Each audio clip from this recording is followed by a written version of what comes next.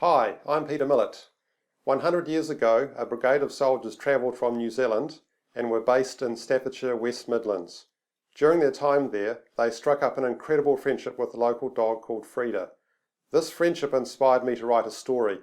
My story is fictional, however, many of the characters and settings are based on real events and real people.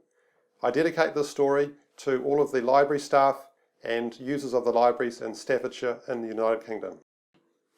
The ANZAC Puppy, with illustrations by Trish.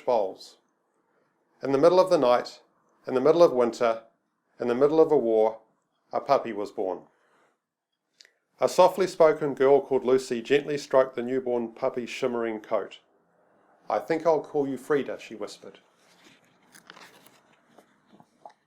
Lucy's family loved Frida very much, but they couldn't afford to keep her. They already had one too many hungry mouths in the house to feed. So one day, Frida was placed in a box and left by the side of the road. Lucy sat watching over her, hoping and praying that no one would notice her. But a young soldier on his way to war noticed the beautiful little puppy. He scooped her up in his arms. "What's your puppy's name?" he asked. "Frida," Lucy whispered. "What's yours?" "Sam." The soldier smiled and hugged Frida. "Don't worry, I'll take good care of her. When the war's over, I promise I'll bring her back to you safe and sound." Sam's commanding officer couldn't believe that Sam wanted to take a puppy along with him on his way to the battlefront. "Are you mad?" he boomed. "A war zone's no place to raise a young dog." "No worries," said Sam, grinning. "She's going to be my good luck mascot." Sam's first week at the front wasn't as bad as he thought it would be. But during his second week, when the attacks began, it was worse than he could ever have imagined. With the earth shaking and rocking all around him, he felt like crying, but he didn't. He knew that he had to be brave for Frida. In the middle of Sam's little cubbyhole in the dirt, Frida grew bigger each day. Soon she was big enough to scare off the rats that scuttled about through the trenches. Trapped in their grimy prison, Sam and Frida shared everything they had, their blankets, their bully beef, biscuits and water, even their fleas. Sam spent many hours writing letters to his mother back home. He never mentioned the horrible sights or the sounds that surrounded him. He only wrote stories about his beautiful little friend, who was the bravest puppy he had ever seen in his life. At Christmas time, he sent his mother a picture of Frida. Day after day, the explosions became louder and louder. The long, cold nights at the front soon turned into long, terrifying months. Sam never knew if he would live to see the next day, but he knew that he had to. He had promised Lucy that he would bring Frida home safe and sound.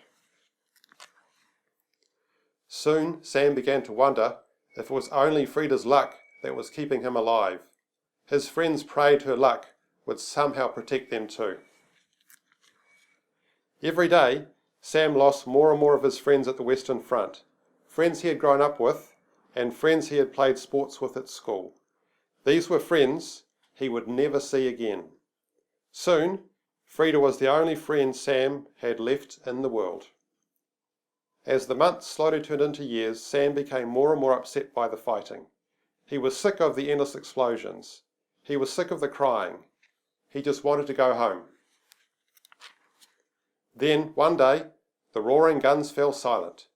The generals decided it was time for the fighting to end. There were no more bullets to fire and no more tears to cry. Sam and Frida slowly emerged from their muddy trench. Sam was no longer a boy, and Frida was no longer a puppy. After a long journey home, Sam took Frida back to the house where he had found her. Sam was surprised to see a young woman greet him, not a girl. "Frida!" Lucy cried as she ran down the path to greet them. Sam smiled at her.